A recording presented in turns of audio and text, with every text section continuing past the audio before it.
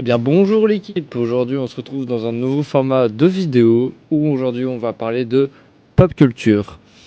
Aujourd'hui ce nouveau format de vidéo va s'appuyer sur la pop culture, donc c'est-à-dire des séries, des films, parce que j'adore ça, et même genre il y aura peut-être d'autres concepts qui vont arriver par la suite sur la chaîne.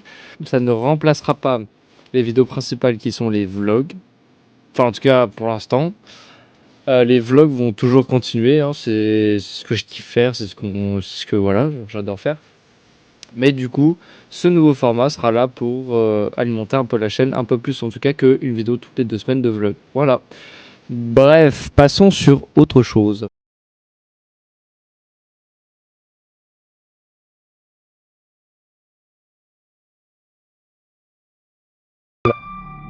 Avec sa nouvelle saison qui vient tout juste de sortir, et tant que c'est encore frais dans les mémoires, on va vous en parler. Je vais vous donner mon avis sur la série. Enfin, je vais vous faire un rapide résumé de ce qui se passe dedans et ce qui va se passer plus tard. Et croyez-moi, il y aura du lourd, du très très lourd. Mais du coup, pour bien commencer tranquillement, on va parler de la saison 1. Sinon, je peux pas parler de la saison 2. C'est logique. Attention, spoiler. Donc nous suivons Charlie, la fille du roi des enfers, himself, Lucifer, logique, et Lilith qui est sa mère parce qu'il faut bien 2 êtres pour faire un enfant. Donc Charlie construit un hôtel où les pêcheurs vont pouvoir se racheter et monter au paradis. Mais tous les ans, une extermination des pêcheurs a lieu et cette extermination est menée par Adam qui vient avec une armée de femmes. Adam est décidé à ravancer la prochaine extermination, donc Charlie a 6 mois pour prouver que son hôtel fonctionne. Il se passe plein de péripéties dans les épisodes. Finalement, Adam meurt. Charlie et son père Lucifer himself reconstruisent l'hôtel et Sir Penchus monte au paradis. La saison se termine dessus.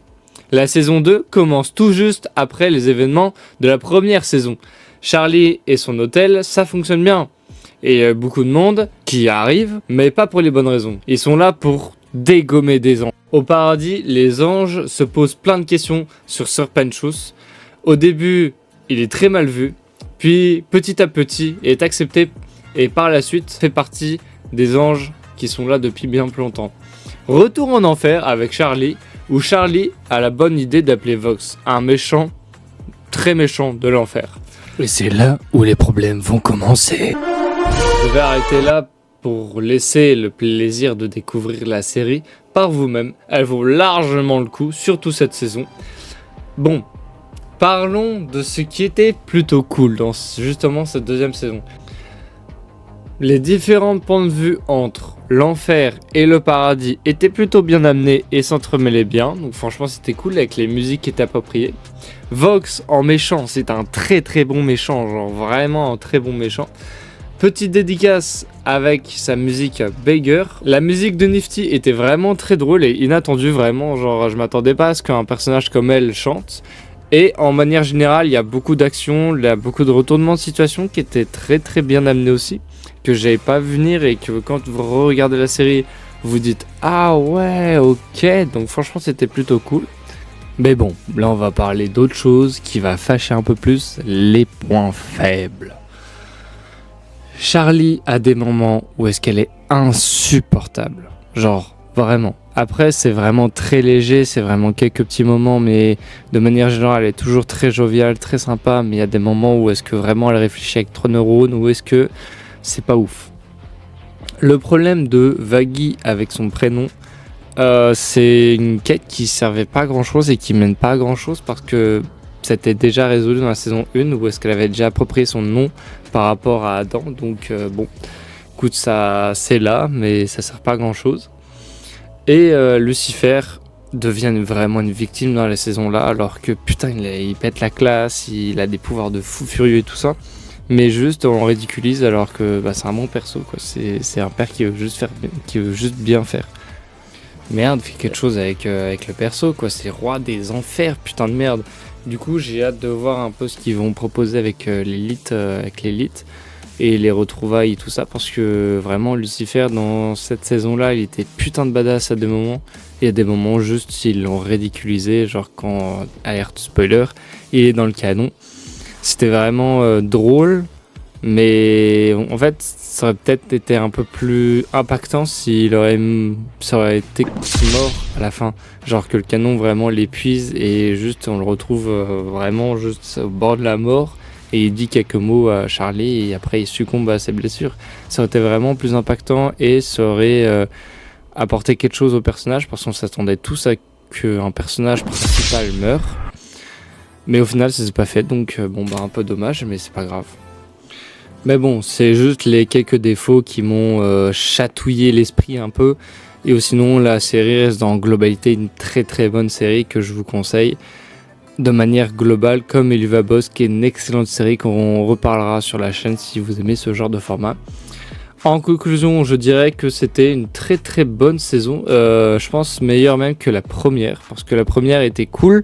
Mais comparé à la deuxième qui a des meilleures musiques et qui était plus sympatoche, et la deuxième saison l'emporte largement avec un méchant aussi qui est aussi cool qu'Adam et qui envoie du pâté même s'il était un poil présent et que ses musiques elles étaient pas toutes folles non plus, mais sinon ça passait. J'ai hâte de voir un peu ce qu'ils vont faire dans la saison 3, de où est-ce que ça va aller, de comment est-ce qu'ils vont amener les choses et tout ça, parce que alerte spoiler, l'élite répond à la fin, donc voilà, c'est plutôt cool. Hâte de voir la dynamique qu'ils vont avoir avec Lucifer et Charlie et comprendre qu'est-ce qu'elle foutait au paradis, merde. Sinon, ce qu'on a appris pour l'instant sur la saison 3, ce serait que Alastor deviendrait peut-être un méchant principal. En tout cas, c'est ce qu'on a appris. Que la saison 3, ce serait sur le thème de la famille. Que Angel Dust aura une intrigue plus principale que secondaire dans cette saison, là où la première saison il était un peu plus mis au centre en tout cas. Donc on verra bien où est-ce que ça va amener. Je vois bien le thème de la famille au premier plan, ça peut être très sympa, genre avec Vaggie, Charlie, Angel Dust. Ça va être plutôt cool. Normalement, ça devrait arriver d'ici 1 an et demi, 2 ans, donc on va attendre les news et tout ça. Mais si c'est de la même qualité que la deuxième saison, ça va être plutôt sympathique à regarder et j'espère qu'Amazon va pas détruire la série comme ils ont fait apparemment pour en termes de communication. Bref, on va laisser ça en suspens pour l'instant, on va prendre notre mal en patience. Moi, j'espère que cette vidéo vous aura plu, que ça change un peu des vlogs de d'habitude, mais j'ai envie de vous proposer un peu plus de contenu. Donc, on va vous tourner sur d'autres choses, parce que ça me passionne, tout simplement. Et j'espère que ma compagnie vous aura pas trop dérangé. Je vous dis à plus, mes marmottes, bisous!